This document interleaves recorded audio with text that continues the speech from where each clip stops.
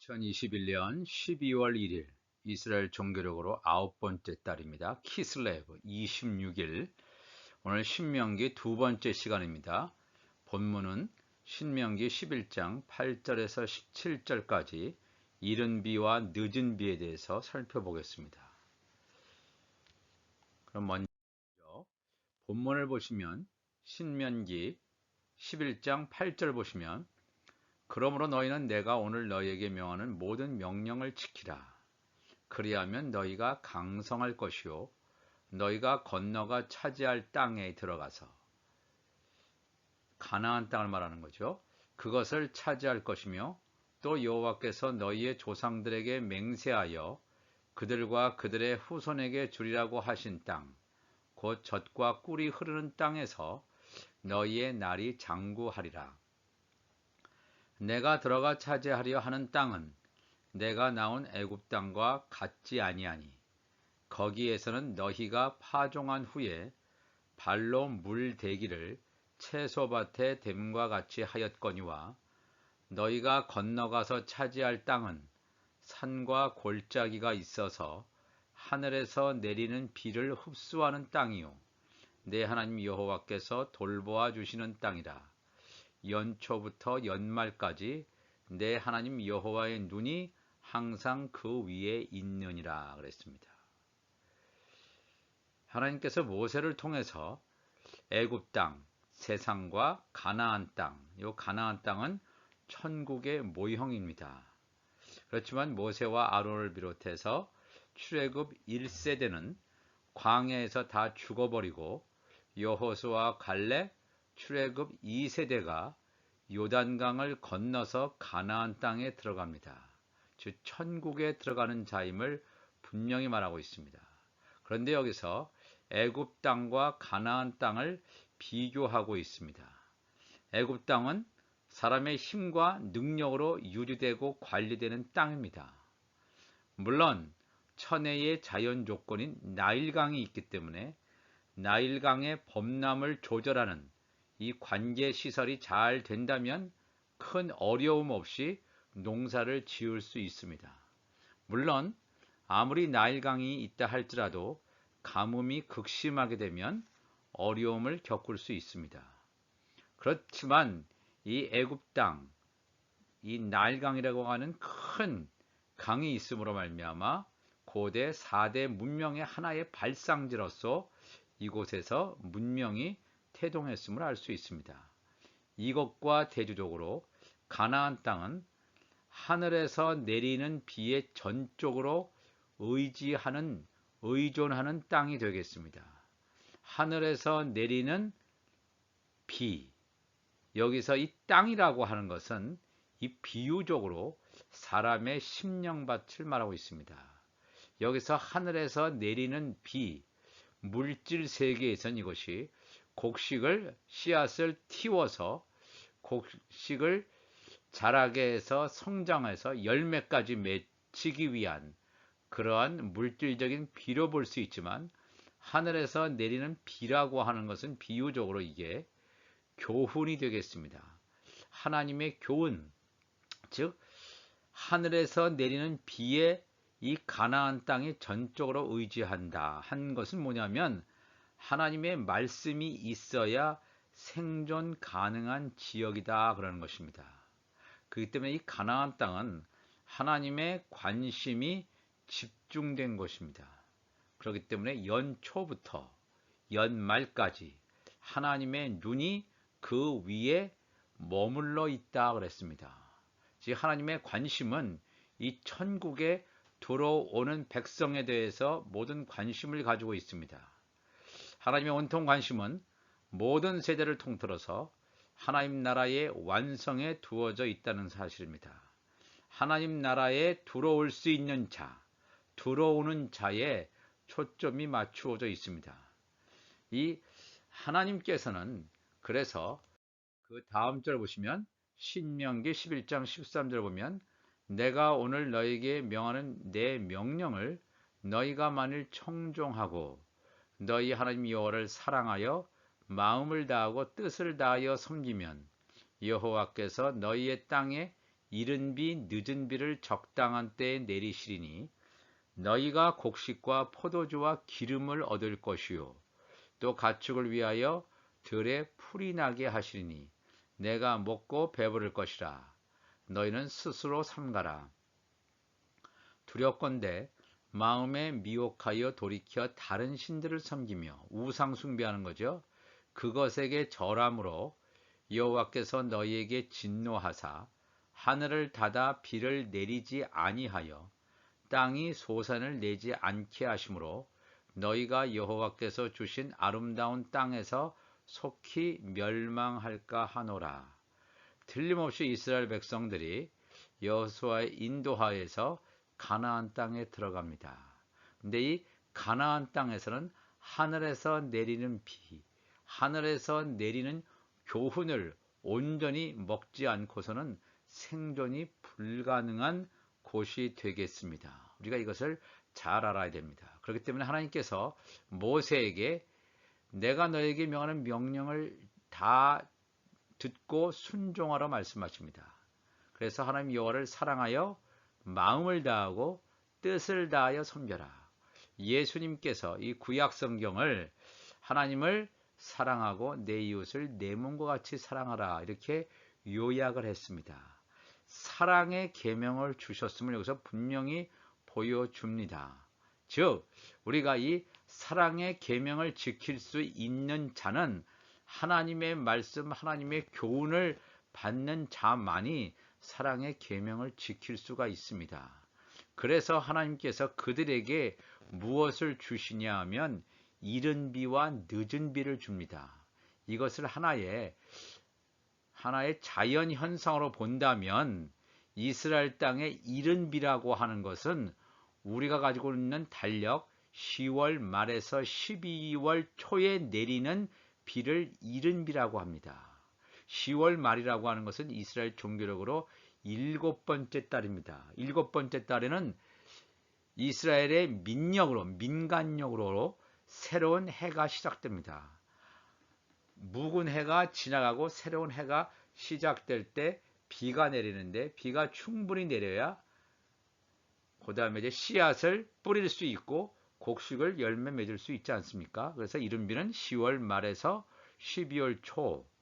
그 다음에 이제 늦은 비라고 하는 것은 3월에서 4월 달에 내리는 비가 늦은 비가 되겠습니다. 이 늦은 비를 통해서 많은 곡식들이 열매 맺는 그런 하나의 자연적인 계절 현상을 통해서 하나님께서 이른 비 성령, 늦은 비 성령을 여기서 말씀하고 있습니다.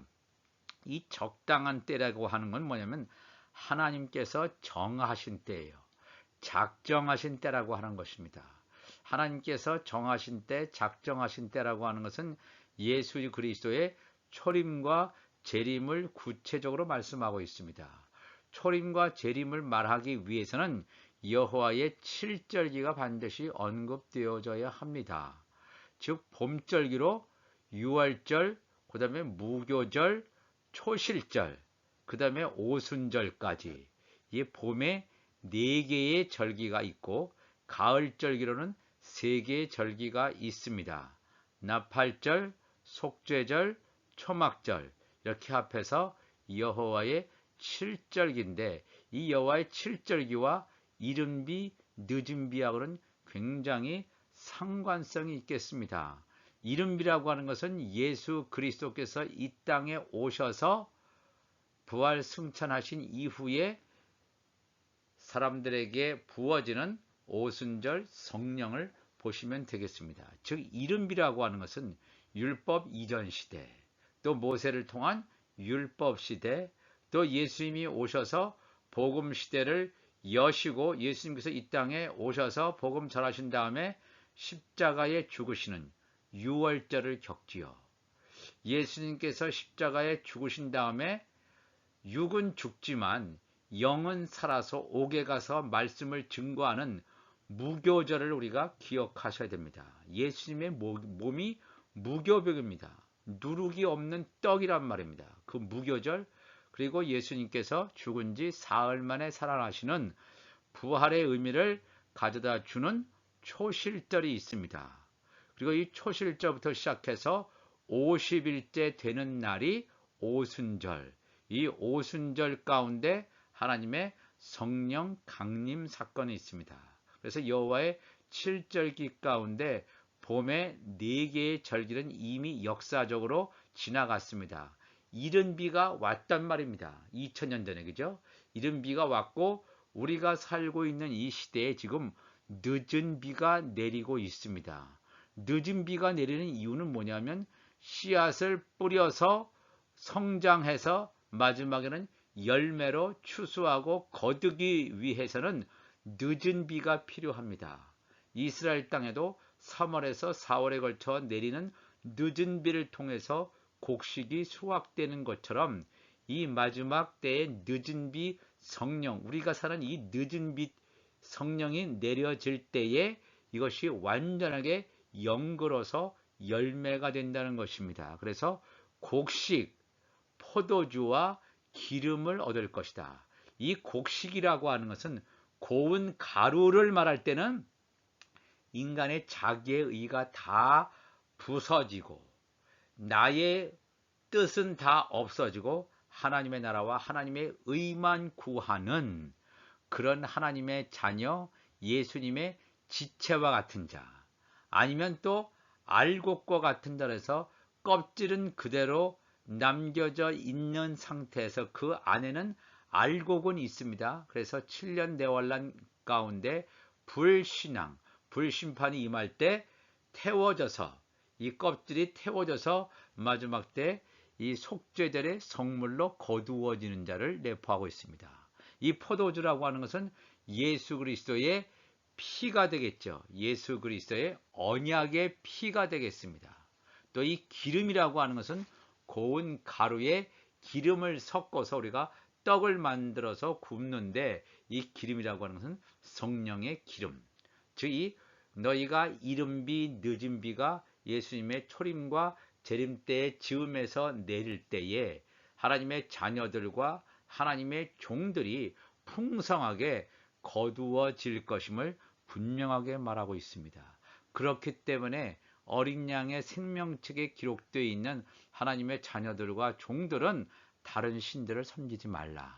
우상 숭배하지 말라 그랬습니다. 우상 숭배하는 거 하나님이 제일 분노하시고 진노하신다 그랬습니다.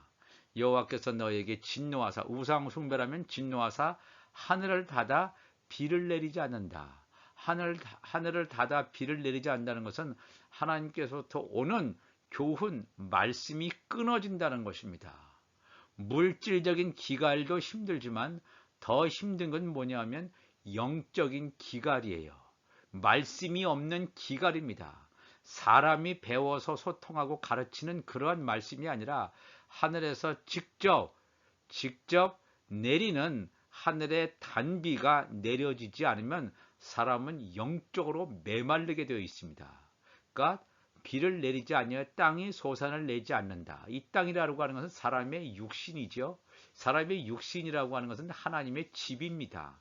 이 하나님의 집 육신 안에 성령의 기름이 부어지느냐, 좋은 씨가 들어가 있느냐, 아니면 가라지 같은 것이 들어가 있느냐에 따라서 땅이 소산을 내기도 하고 소산을 내지 못하기도 합니다.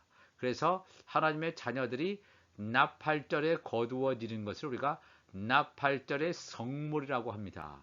곡식이 거두어진다고 성경은 표현하고 있는데 이것의 비유적인 의미가 뭐냐 하면 납8절의 거룩한 곡식, 이게 하나님의 자녀죠.